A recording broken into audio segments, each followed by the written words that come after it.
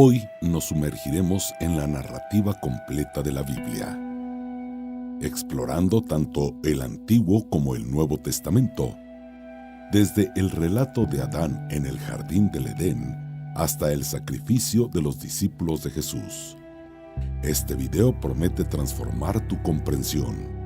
Al concluir, experimentarás un cambio significativo y desarrollarás un profundo amor por la palabra de Dios.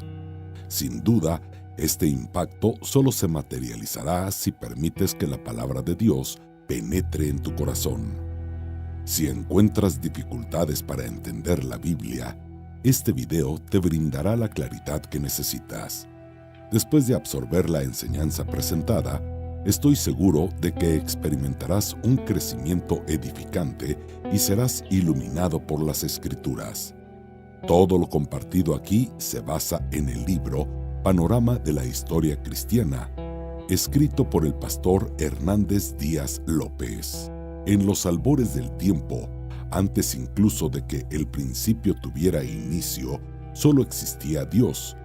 Su existencia es eterna, sin origen ni fin. Él es el origen de todo, el Creador Supremo que nunca fue creado. Dios es el Padre de la eternidad, y este atributo exclusivo le pertenece. En el principio creó los cielos y la tierra en un acto de soberanía divina. En el sexto día, Dios dio vida al hombre, creándolo a su imagen y semejanza. Así nacieron Adán y Eva, seres perfectos, puros e inocentes, viviendo en comunión plena con Dios en el hermoso jardín que Él había creado. Estos primeros seres humanos fueron designados como mayordomos de la creación divina. Sin embargo, la caída en el pecado marcó un cambio irreversible. Adán y Eva, seducidos por la tentación, desobedecieron a Dios, precipitando a toda la humanidad en un abismo de depravación total. Todos estábamos en Adán y la mancha del pecado se extendió por la raza humana. Adán y Eva engendraron a dos hijos, Caín y Abel. La envidia llevó a Caín a convertirse en el primer homicida y fratricida de la historia al matar a su hermano Abel. A pesar de esta tragedia, nació otro hijo, Set, de quien surgiría una descendencia santa que buscó la comunión con Dios. A medida que la historia avanzaba, la maldad y la violencia llenaron la tierra, llevando a Dios a tomar una decisión radical. Sin embargo, entre la corrupción, un hombre justo llamado Noé encontró gracia ante los ojos de Dios. Dios derramó su juicio sobre la humanidad a través de un diluvio, pero Noé y su familia fueron salvados en un arca construida según las instrucciones divinas. Noé tuvo 3 hijos, Sem, Cam y Jafet. Estos hijos y sus respectivas esposas se convirtieron en el punto de partida para recomenzar la humanidad. Así, Dios mediante Noé inició una nueva fase para los diversos pueblos. Sem se convirtió en el padre de las naciones semitas. Cam fue el progenitor de las naciones africanas y asiáticas, mientras que Jafet se convirtió en el tronco de las naciones europeas. Dios, en su sabiduría y soberanía, trazó un nuevo comienzo para la humanidad a través de este evento trascendental. Después de los acontecimientos mencionados, Dios, en su plan divino, eligió a una familia específica para formar el pueblo que sería el instrumento para llevar al mundo al Mesías prometido. Este momento crucial comenzó cuando Dios llamó a Abraham, quien provenía de los caldeos. Sin titubear, Abraham dejó su tierra natal y a su parentela, convirtiéndose en un peregrino de la fe. En su viaje, erigió altares a Dios en cada lugar por donde pasaba. La historia continuó con Abraham y también se involucró su sobrino Lot, quien eventualmente llegó a ser el padre de 2 naciones.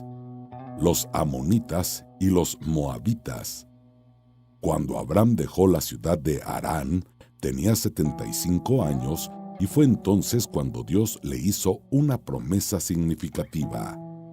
Le aseguró que tendría un hijo, el hijo de la promesa, y que a través de él sería padre de una nación numerosa.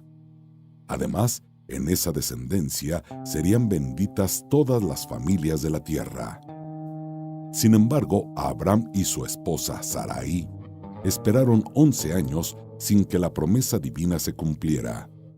En un momento de duda, Sarai dejó de creer en la promesa de Dios y en un intento por cumplirla por sus propios medios, entregó a su sierva Agar a Abram. De esta unión nació Ismael, quien llegó a ser el padre de una nación numerosa. El pueblo árabe, que históricamente ha sido un enemigo del pueblo de Israel.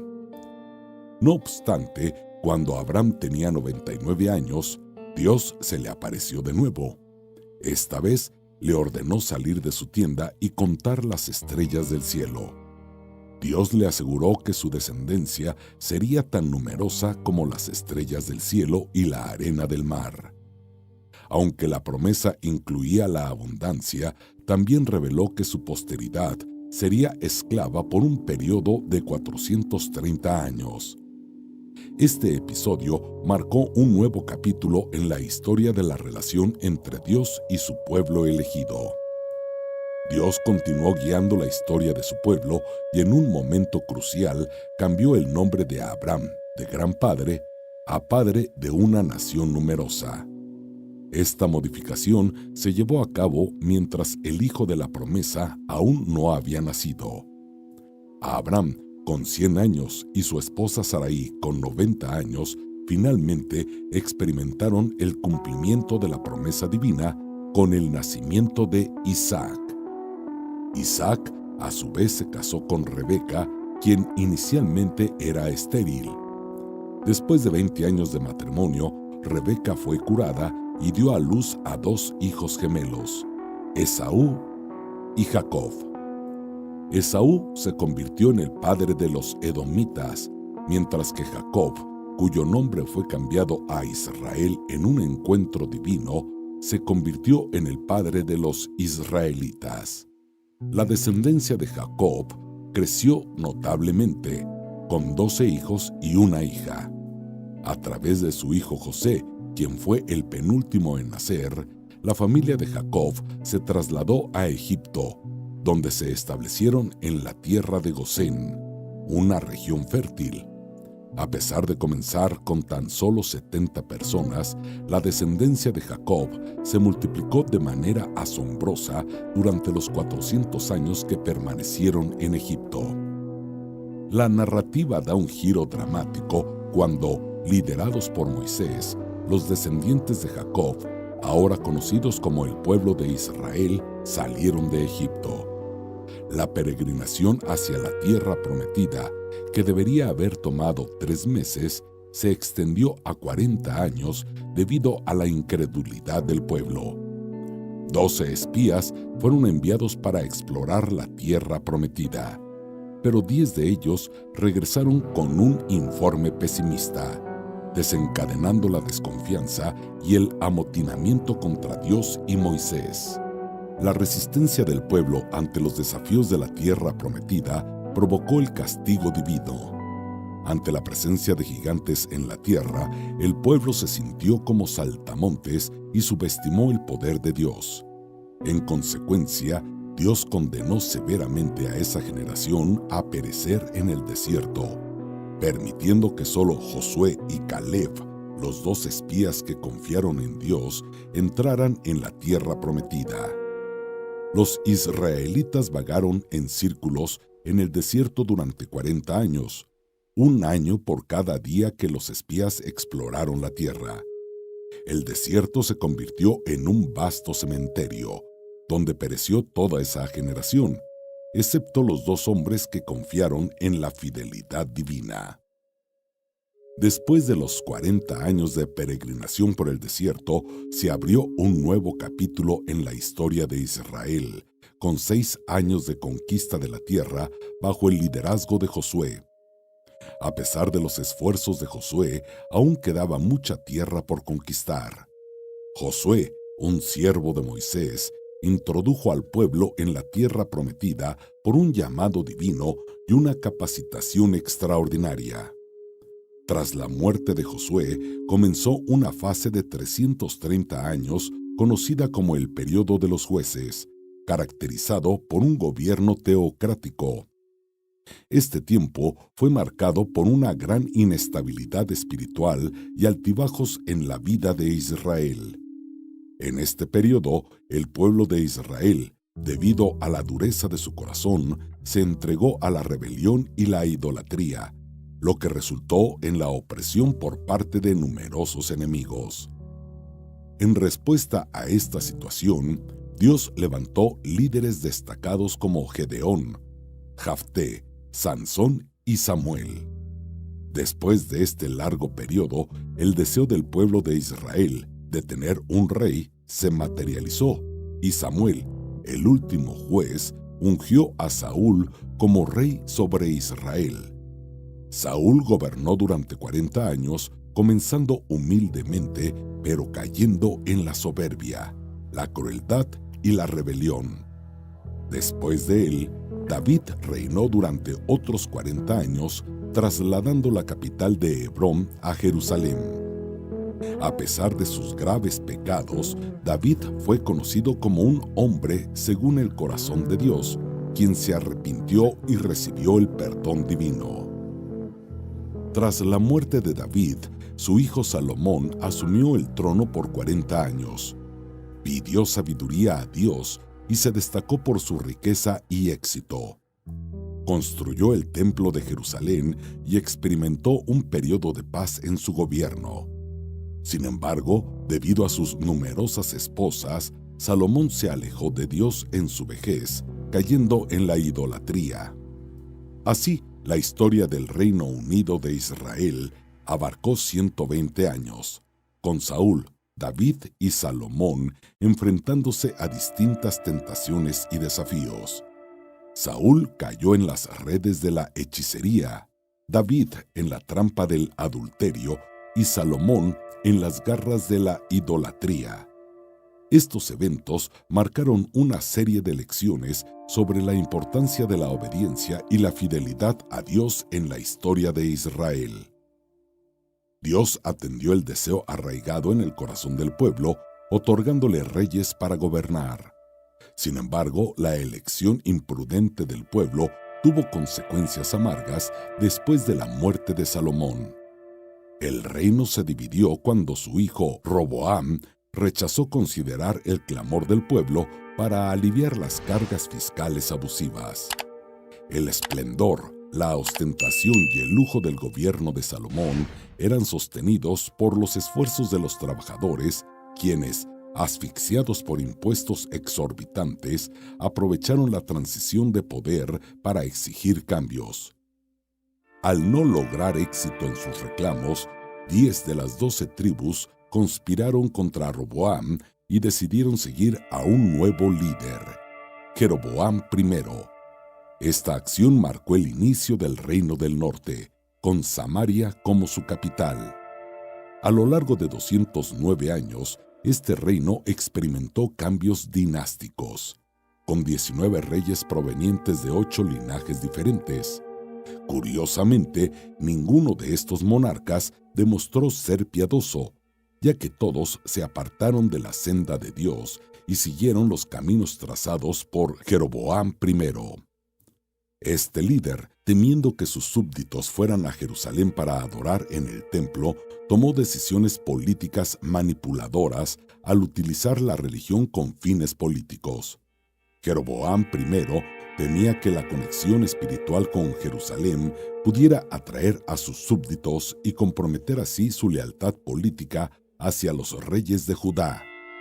Así, el Reino del Norte se sumió en un periodo prolongado de desviación espiritual y decadencia moral bajo el liderazgo de gobernantes que priorizaban sus intereses políticos sobre la obediencia a Dios. Jeroboam I tomando decisiones que conducirían a una espiral descendente espiritual, optó por erigir templos en el reino del norte, ubicados en Betel, Gilgal y Berbé. En estos santuarios colocó un becerro de oro, instigando al pueblo a adorarlo como si fuera un dios mismo. Trágicamente, los 19 reyes que sucedieron a Jeroboam en el reino del norte siguieron este camino, todos ellos caracterizados por su impiedad y perversidad. Ninguno de ellos buscó sinceramente a Dios. En medio de esta decadencia espiritual, el Señor, en su misericordia, levantó profetas para denunciar los pecados, tanto de los reyes como de los profetas convenientes y los sacerdotes sobornados por dinero. En ese tiempo, Dios suscitó a valientes profetas como Amós, Oseas y Miqueas. Estos mensajeros de la verdad confrontaron audazmente las desviaciones de la nación, desde los palacios hasta las chabolas, desde los templos rivales hasta el comercio, desde las calles hasta los campos. Denunciaron la corrupción política y elevaron su voz contra una religión prostituta que había contaminado la adoración genuina. Con valentía, Amós, Oseas y Miqueas lanzaron un libelo acusatorio en nombre de Dios contra los poderes ejecutivo y legislativo que se habían corrompido.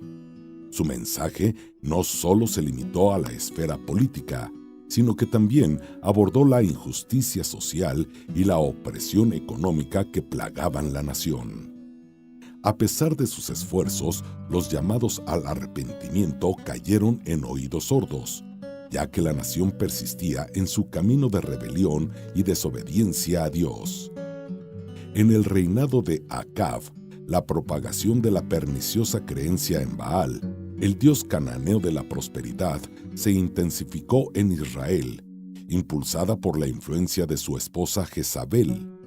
En respuesta a esta apostasía, Dios levantó al profeta Elías, quien se destacó por desenmascarar a la falsa divinidad pagada y desacreditar la credibilidad del abominable ídolo. A pesar de los valientes esfuerzos de Elías, la nación continuó sumida en la adoración de Baal.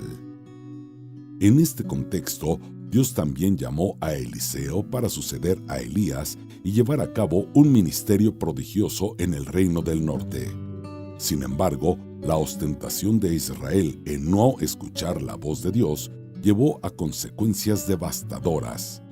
El Señor, en su juicio, utilizó el lenguaje de la vara y trajo a Asiria como instrumento de su ira contra la nación. Asiria, un imperio expansionista, guerrero y sanguinario, practicaba brutalidades y atrocidades al conquistar pueblos.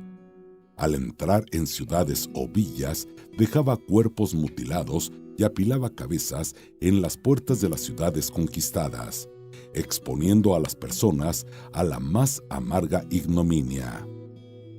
Después de llevar al pueblo del norte al cautiverio, el rey Sargón II envió a la tierra de Israel una mezcla de otros pueblos, formando así una gran amalgama racial. Este acto estratégico tenía la intención de debilitar el potencial de existencia de la nación, ya que la diversidad racial podía generar divisiones. Surgió así un pueblo híbrido en Israel, conocido como los samaritanos, quienes se convirtieron en enemigos acérrimos del pueblo de Judá. Esta mezcla racial y la hostilidad subsiguiente entre judíos y samaritanos dejaron una marca duradera en la historia del antiguo Israel.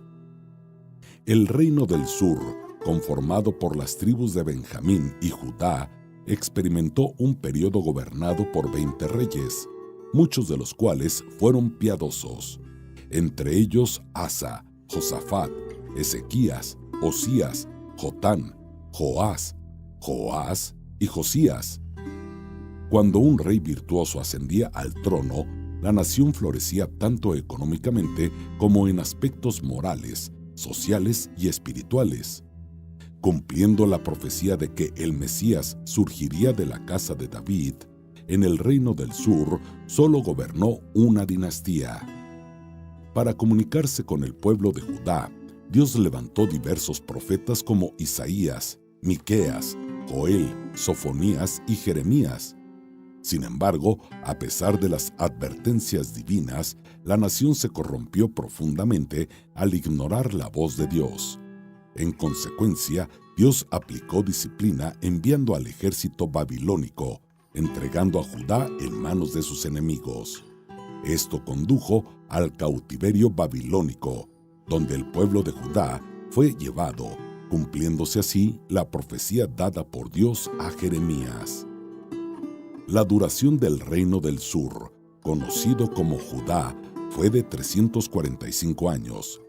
Después de 2 invasiones por parte de Nabucodonosor, Jerusalén fue invadida, su glorioso templo destruido y el pueblo llevado al cautiverio. Este periodo de humillación y exilio duró 70 años, tal como había profetizado Jeremías. Durante el periodo de cautiverio babilónico, Dios elevó a profetas notables como Jeremías, Ezequiel y Daniel.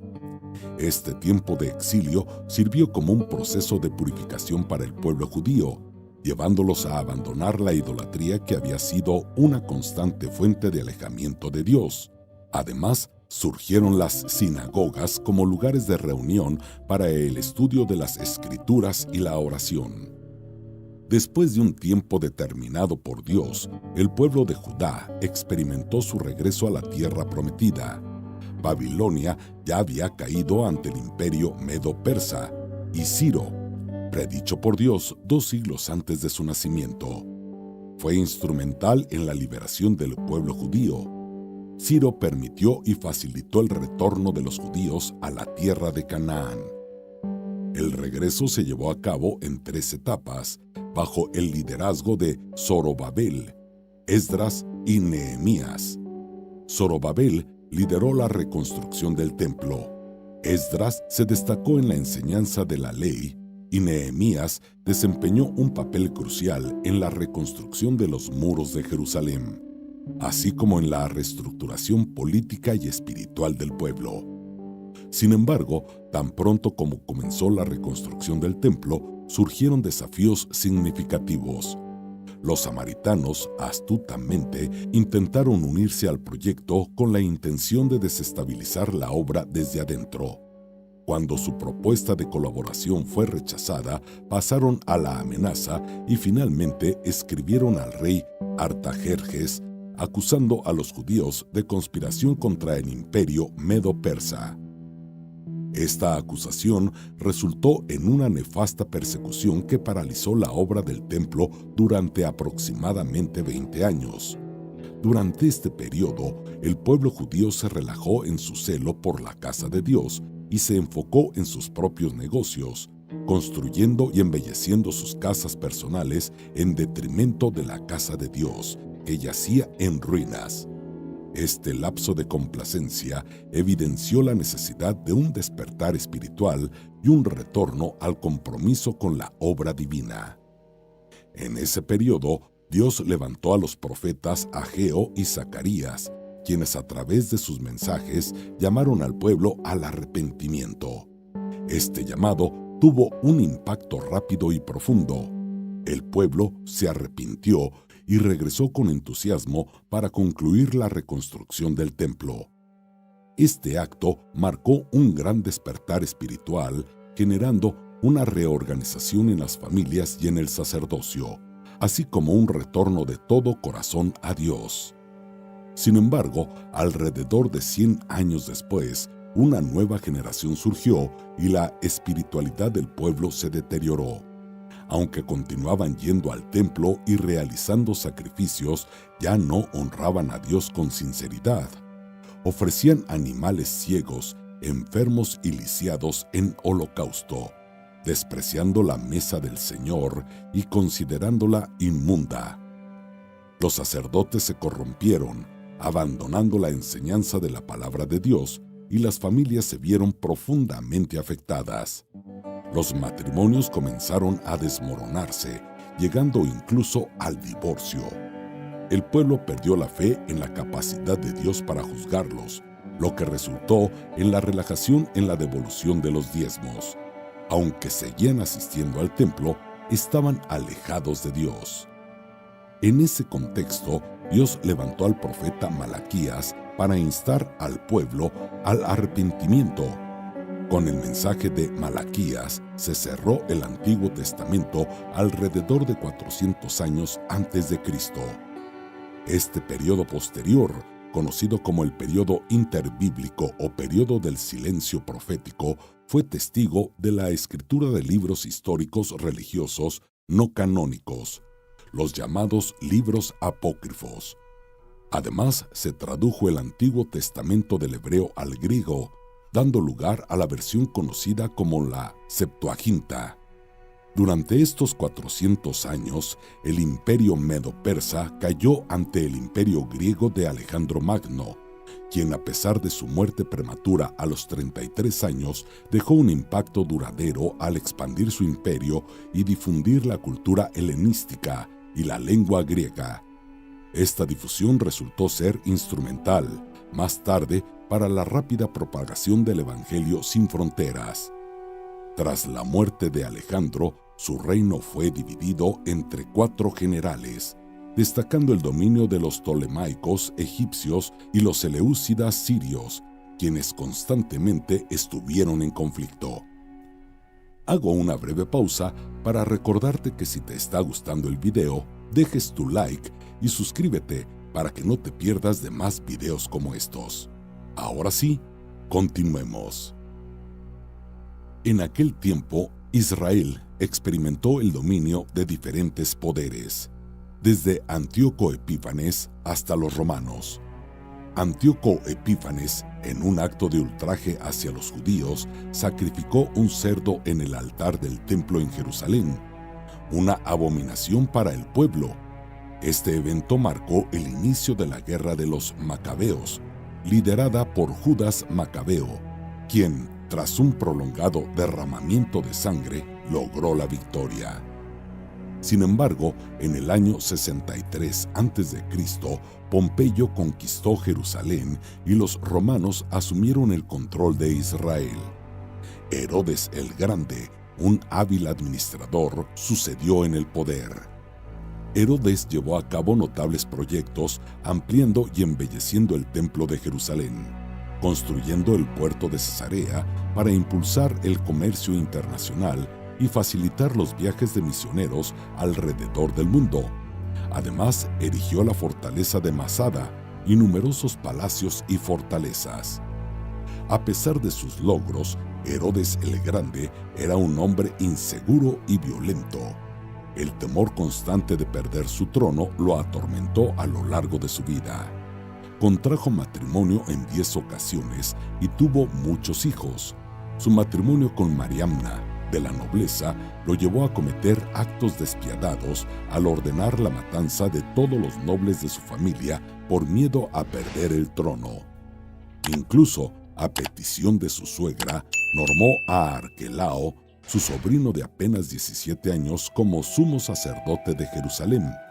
Sin embargo, al notar que Arquelao ganaba la simpatía del pueblo, Herodes lo mandó a matar. Su suegra, temerosa por su vida, huyó a Egipto, pero Herodes envió emisarios para perseguirla y ejecutarla. Estos eventos reflejan la turbulencia y la crueldad que marcó el reinado de Herodes el Grande, a pesar de sus notables logros en el desarrollo y embellecimiento de la región. Después de ser llamado a Roma por sus atrocidades, César Augusto ordenó a Herodes el Grande que se presentara ante él. Antes de emprender el viaje, Herodes tomó medidas extremas para asegurar su posición en el trono. Por temor a conspiraciones en su ausencia, mandó matar a su esposa Mariamna.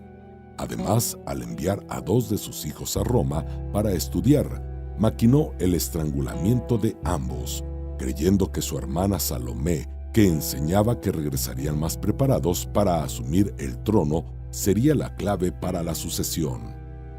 Antes de morir, Herodes hizo jurar a Salomé que al menos un noble de cada familia de Jerusalén sería asesinado durante su funeral para garantizar lamentos y llanto. Este era el mismo hombre que se inquietó al enterarse por los magos acerca del nacimiento de un niño en Judea, destinado a ser el rey de Israel. Tras la muerte de Herodes el Grande, alrededor del año 4 a.C., su reino fue dividido entre 4 de sus hijos. Arquelao, uno de ellos, reinó sobre Judea, Samaria y Edom. Sin embargo, su gobierno fue desastroso y los judíos, cansados de su tiranía, solicitaron a los romanos que lo destituyeran. Como respuesta a los problemas continuos en Judea, Roma instaló un procurador o gobernador romano en la región. Así, los romanos comenzaron a gobernar directamente sobre Judea, siendo Poncio Pilato el gobernador en ese momento. Este cambio marcó el inicio de la administración romana en la región, con Pilato asumiendo el papel de gobernador durante un periodo crucial en la historia de Judea.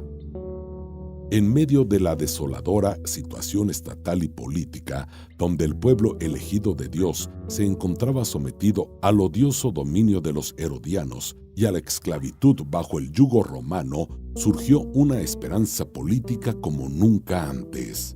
Era un clamor por el Mesías, una anhelada liberación y redención de la servidumbre impía que oprimía al pueblo.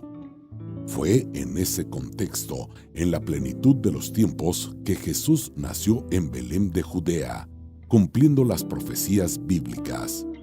El Verbo eterno se hizo carne y habitó entre los hombres. Jesús vivió entre nosotros lleno de gracia y verdad, vistiendo la piel humana, calzando las sandalias de la humildad, pisando nuestra tierra, compartiendo nuestro pan, bebiendo nuestra agua y experimentando nuestro dolor. Lloró nuestras lágrimas y en un acto sublime de sacrificio cargó sobre su cuerpo en la cruz nuestros pecados.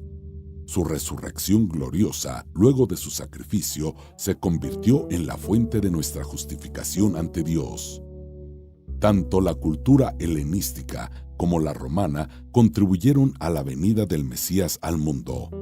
En este crisol de influencias culturales, la historia de Jesús se desarrolló, llevando consigo la promesa de redención y salvación para la humanidad. En medio de la opresión política y la búsqueda de liberación, Jesús se erigió como el Mesías esperado, ofreciendo una esperanza eterna que trascendía las limitaciones terrenales y unificaba a judíos, griegos y romanos en la narrativa redentora de la fe cristiana. En el tiempo en que Jesús nació, Palestina estaba sometida al dominio de Roma, y la persecución de Herodes el Grande obligó a José y María a huir con el niño Jesús a Egipto. Permanecieron allí hasta la muerte del impío rey, momento en el que regresaron y se establecieron en Nazaret, la ciudad donde habían vivido anteriormente. Fue en este lugar que Jesús creció como el hijo de un carpintero. A la edad de 30 años, Jesús inició su ministerio público después de ser bautizado en el Jordán por Juan el Bautista, identificándose así con los pecadores a quienes había venido a salvar. Durante su bautismo, mientras Jesús oraba, los cielos se abrieron y la voz del Padre resonó proclamando: «Este es mi Hijo amado, en quien me complazco». En ese mismo instante, el Espíritu Santo descendió sobre él en forma de paloma, revistiéndolo de poder para comenzar su ministerio. Del Jordán, Jesús fue conducido por el Espíritu Santo al desierto, donde ayunó durante 40 días y 40 noches. Durante este tiempo fue tentado por el diablo en 3 ocasiones. Sin embargo, Jesús resistió cada asalto utilizando la espada del Espíritu, la palabra de Dios, mientras el maligno había derribado al primer hombre en el paraíso. Fue derrotado por el segundo Adán en el desierto. Lleno del Espíritu Santo, Jesús se dirigió hacia Galilea, llegando a Nazaret, donde pasó la mayor parte de su vida terrenal. Entró en la sinagoga, tomó el rollo del libro de Isaías y leyó: El Espíritu del Señor está sobre mí, por lo que me ungió para predicar, para curar y para liberar. Jesús llamó a 12 hombres, a quienes dio el nombre de apóstoles, invirtiendo la mayor parte de su tiempo en entrenarlos y discipularlos. Recorrió Galilea, Perea, Samaria y Judea, predicando en ciudades, aldeas y campos. Predicó en sinagogas y en el templo, al aire libre en la playa y también en hogares. Su mensaje alcanzó tanto a multitudes como a pequeños grupos, proclamando el Evangelio de salvación y el reino de Dios. Jesús, en su misión terrenal, recorrió todas partes haciendo el bien y liberando a todos los oprimidos por el maligno. Realizó milagros asombrosos, curó a los enfermos, alimentó a los hambrientos, dio vista a los ciegos, enderezó a los paralíticos, hizo caminar a los cojos, dio audición a los sordos, purificó a los leprosos, liberó a los poseídos y resucitó a los muertos. Fue la suprema revelación de Dios a los hombres, recibiendo el nombre de Emmanuel, que significa Dios con nosotros. Jesús es la manifestación misma de Dios en carne. Vino con una misión definida por aquellos a quienes el Padre le dio. Nació para morir y murió para que pudiéramos vivir. El apóstol Pablo afirmó con firmeza que Jesús murió por nuestros pecados según las Escrituras. Fue sepultado y resucitó al tercer día según las Escrituras. Su muerte y resurrección fueron parte del plan divino, no accidentes ni sorpresas. Aunque enfrentó diversos intentos de apartarlo de la cruz, Jesús marchó hacia ella con la determinación de un rey camino a su corona. En la cruz, Jesús aplastó la cabeza de la serpiente, triunfó sobre los principados y potestades, exponiéndolos al desprecio. Consumó la obra de la redención, liberándonos. La muerte no pudo detenerlo y al tercer día resucitó para nuestra justificación. Antes de ascender a los cielos, instruyó a sus discípulos a permanecer en Jerusalén, esperando la promesa del Padre y siendo revestidos de poder. En Hechos 1:8, Jesús habla sobre la capacitación de poder dada por el Espíritu Santo y establece la estrategia de acción para los discípulos: ser testigos en Jerusalén, en toda Judea, Samaria y hasta los confines de la tierra. Después del Pentecostés, la Iglesia experimentó un crecimiento asombroso en Jerusalén, pero cuando aún estaba limitada a Judea. Dios permitió una persecución que dispersó a los creyentes, llevando la palabra por donde iban y expandiendo así el alcance de la Iglesia. De manera similar, Felipe irrumpió en Samaria, derribando los muros de enemistad y proclamó el Evangelio con gran poder. El pueblo se regocijaba al presenciar las manifestaciones divinas operadas por Felipe. Este diácono y predicador no solo hablaba a los oídos, sino que también actuaba, predicando tanto con palabras como con acciones. Por medio de la imposición de manos de los apóstoles Pedro y Juan, los samaritanos también recibieron el Espíritu Santo. Con la conversión de Saulo de Tarso, el perseguidor de la iglesia, en el camino a Damasco, el evangelio trascendió las fronteras de Israel. Posteriormente, la iglesia gentil en Antioquía de Siria se convirtió en la madre de las misiones culturales. Luego, Bernabé y Saulo emprendieron el primer viaje misionero, recorriendo las regiones de Galacia y estableciendo iglesias en Pergé, Derbe, Iconio y Listra, donde constituyeron presbíteros. En su segundo viaje misionero, Pablo y Silas se dirigieron a las provincias de Macedonia y Acaya, plantando iglesias en Filipos, Tesalónica, Berea y Corinto. La expansión del Evangelio a través de estos viajes misioneros fue fundamental para el crecimiento y la consolidación de la fe cristiana en diversas regiones. La labor de Pablo y sus compañeros no solo se limitó a la predicación, sino que también incluyó la formación y organización de comunidades de creyentes, estableciendo líderes locales para fortalecer y guiar las nuevas iglesias. Desde Antioquía de Siria, Pablo escribió varias cartas que forman parte del Nuevo Testamento, entre ellas las cartas de los Gálatas y Corintios, así como las 2 cartas a los tesalonicenses. Durante su tercer viaje misionero, Pablo visitó la provincia de Asia Menor, permaneciendo 3 años en Efeso, la capital de la provincia. Fue desde Efeso que escribió las 2 cartas a la iglesia de Corinto. Éfeso, una ciudad cosmopolita con más de 300,000 habitantes, albergaba el famoso templo de la diosa Diana, un palacio de mármol 4 veces más grande que el Partenón de Atenas, considerado una de las 7 maravillas del mundo antiguo. Durante los años que Pablo pasó en Asia Menor, se establecieron iglesias en toda la provincia, incluyendo Pérgamo, Tiatira, Sardes, Filadelfia, Laodicea, Colosas y Hierápolis.